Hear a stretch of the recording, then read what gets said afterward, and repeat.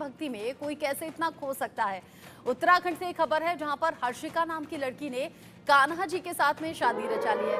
कान्हा जी से हर्षिका पंत ने रचाई है शादी। बचपन से ही कृष्ण भक्ति में लीन रहती थी हर्षिका। सारी रस्मों रिवाजों का पालन किया है और फिर कृष्ण जी के साथ में शादी की है। आशीर्वाद देने के लिए दूर दूर से शादी में लोग भी पहुंचे। ये जो तस्वीर आप देख रहे हैं, ये शादी की तस्वीरें हैं जब कान्हा के साथ शादी के बंधन में बंध गई हैं उत्तराखंड की रहने वाली हर्षिका। हल्द्वानी में ऐसी शादी हुई है उत्तराखंड में जहां पर दूर दूर से लोग पहुंचे भी और दूर दूर तक चर्चा का विषय भी ये शादी बनी हुई है। हर्षिका जो कि बचपन से ही कान्हा की भक्त थी, उनकी भक्ति में लीन रहती थी और अब उन्होंने बड़े होने के बाद जब शादी की बातें होने लगी तो कान्हा से शादी करने का फैसला जताया, बताया और फिर घर वालों ने कान्हा जी के साथ हर्षिका की शादी करा दी। उत्तराखंड के हल्द्वानी में अनूठी ये शादी है, चर्चा हर जगह हो रही है। यहाँ कृष्ण भक्ति में लीन युवती ने जीवन भर कान्हा के साथ रहने का ठान लिया, जिसके बाद बड़ी धूमधाम के साथ उनकी प्रतिमा के साथ में ही उनकी शादी रचाई गई। ये शादी पूरे विधि विधान के साथ कराई गई है। विदाई कार्यक्रम के बाद कान्हा की मूर्ति साथ लेकर युवती कार से रिश्तेदार के यहाँ पहुंची, जिसके बाद से अब ये शादी सुर्खियों का हिस्सा बनी हुई है।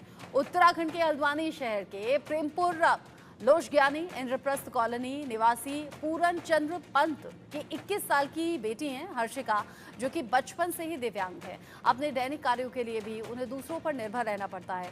हर्षिका भगवान श्री कृष्ण को दिल से अपना पति मान चुकी थी, जिसके बाद हर्षिका ने वृंदावन से लाई गई श्री कृष्ण की प्रतिमा के साथ में 7 जन्मों की कसमें खाएं और अपनी मांग में कान्हा के नाम का सिंदूर भी धारण किया। 7 फेरे भी लिए गए, यानी कि शादी की हर वो रस्म जो आम जीवन में लोगों के जरिए ली जाती हैं। हर्षिका के माता पिता ने खुद इस शादी का मुहूर्त निकलवाया और 11 जुलाई को परिवार की सहमति से भगवान श्री कृष्ण से शादी रचाकर अपने जीवन को समर्पित किया। आपको बता दें कि ये शादी गुरुवार को धूमधाम से हुई। इससे पहले बुधवार को घर में मेहंदी हुई, हल्दी का कार्यक्रम किया गया, जिसमें सभी रिश्तेदार और आसपास के लोग भी शामिल हुए। हर्षिका की बारात बैंड बाजे के साथ में पहुंची। उसके घर पर बारात पहुंची, जहां पर भगवान श्री कृष्ण की मूर्ति कार में सवार होकर आई। हर्षिका के घर बाराती कान्हा की मूर्ति साथ में लेकर आए। दरवाजे पर पहुंचे, जहां कुमाऊनी रीति रिवाज के अनुसार भगवान कृष्ण की मूर्ति का दरवाजे पर भव्य स्वागत किया गया। इसके बाद ही कुमाऊनी में जो बाकी रस्में होती हैं वो निभाई गई। कान्हा के साथ 7 फेरे अब हर्षिका ले चुकी हैं और कह रही हैं कि 7 जन्मों के लिए अब मैं कान्हा की हो चुकी हूँ। चूंकि बचपन से ही कान्हा की भक्त थी, इसीलिए फैसला किया और अब हर्षिता का भगवान कृष्ण से विवाह हो चुका है और ये सब कुछ हुआ है घर वालों की सहमति से, माता पिता की सहमति से। जब हर्षिता ने ये अपनी इच्छा जाहिर की कि मुझे शादी कान्हा से करनी है, तब माता पिता के जरिए ही इस शुभ शादी का शुभ मुहूर्त निकलवाया गया। रिश्तेदारों को इन्विटेशन दिया गया और फिर गाजे बाजे के साथ में कान्हा की बारात भी आई और अब हर्षिका अब कान्हा के साथ 7 फेरे ले चुकी हैं और 7 फेरे लेने के बाद में इस शादी की जो चर्चा है वो दूर दूर तक हो रही है। वृंदावन से लाई गई श्री कृष्ण की प्रतिमा और अब इस शादी की चर्चा अलग अलग तरीके से हो रही है। कोई कह रहा है कान्हा की ऐसी भक्ति तो इससे पहले देखी नहीं थी, कोई कह रहा है कि भगवान तो पूजने के लिए है, उनके साथ में 7 फेरे या फिर शादी जैसा कोई रिश्ता हो नहीं सकता। इसको लेकर अलग अलग तरह की बातें हैं। इसको लेकर हम बात करेंगे। महंत शुभम गिरी हमारे साथ में जुड़ गए हैं, इसको लेकर हम उनका भी व्यू जानने की कोशिश करेंगे। महंत शुभम गिरी जी, आपका स्वागत इंडिया न्यूज पर। उत्तराखंड के हल्द्वानी में अनोखी शादी हुई है, पूरी खबर आपने जान ही ली है। हर्षिका नाम की 21 साल की लड़की जिसने कान्हा की भक्ति ऐसी की कि फिर कान्हा से ही विवाह रचा लिया। इसको लेकर आप क्या सोचते हैं? देखिए, जैसे मीरा भाई का एक स्वरूप हो गया। 1498 में मीरा ईस्वी में मीरा भाई का जन्म हुआ। मेरे तो गिरिधर गोपाल दूसरा न कोई, जाके सिर मोरे मुकुट में मोरे पति सोई।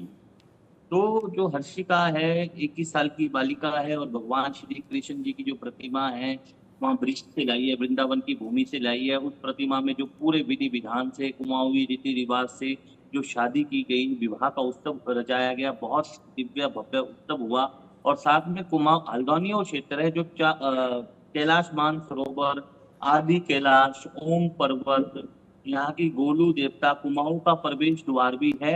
और कुमाऊं के साथ साथ हल्द्वानी क्षेत्र में इस तरह से जो बहुत अच्छा सौभाग्य है, क्योंकि ये दूसरी मीरा भाई के स्वरूप है, क्योंकि कृष्णाय वासुदेवाय हरे परमात्मने प्रणत क्लेश नाशाय गोविंदाय नमो नमः।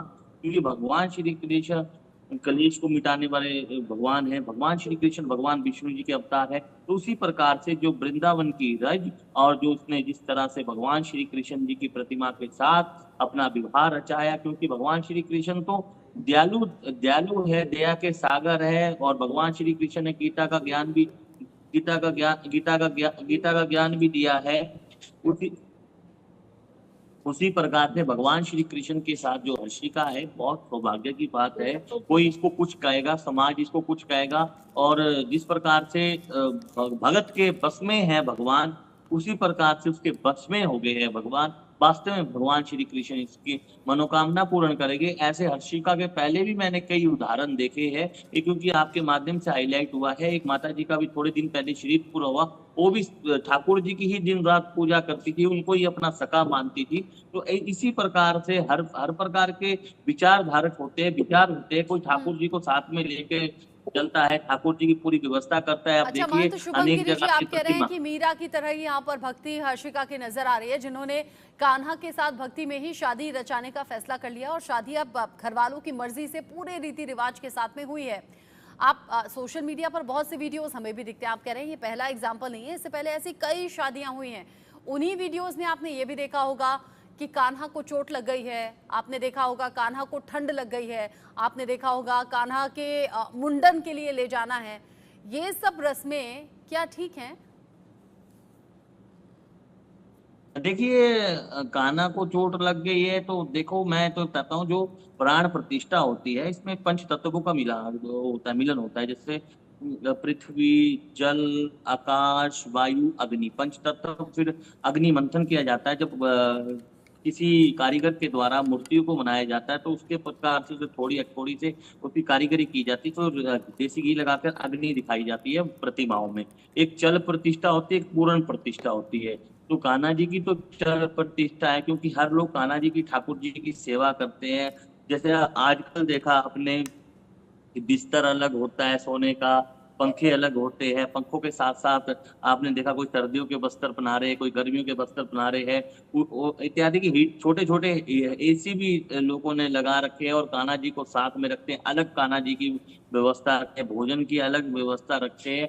लेकिन ये आस्था का भी प्रतीक है, भगवान श्री कृष्ण आस्था का भी प्रतीक है, भगवान श्री कृष्ण कल्याण के भी प्रतीक है, और भगवान श्री कृष्ण स्वयं गीता के भी प्रतीक है। क्योंकि अर्जुन को जो उन्होंने गीता का सार दिया, 700 श्लोकों का, पूरे विश्व में विख्यात हुआ। चाहे स्वामी विवेकानंद जी को ले लीजिए, चाहे बड़े से बड़े महर्षियों को ले लीजिए, बड़े से बड़े संतों को ले लीजिए, उन्होंने भी गीता का प्रचार प्रसार पूरे विश्व में किया। देखिए आपको एक उदाहरण बता दूं, अगर समय हो तो मैं छोटा सा उदाहरण बता रहा हूँ। जी स्वामी विवेकानंद जी जब मैक्सिको गए, तो एक ने गीता को नीचे रखकर सारी पुस्तक रख दी, बाइबल, कुरान सभी रख ली, मतलब अनेक ग्रंथ रख दिए।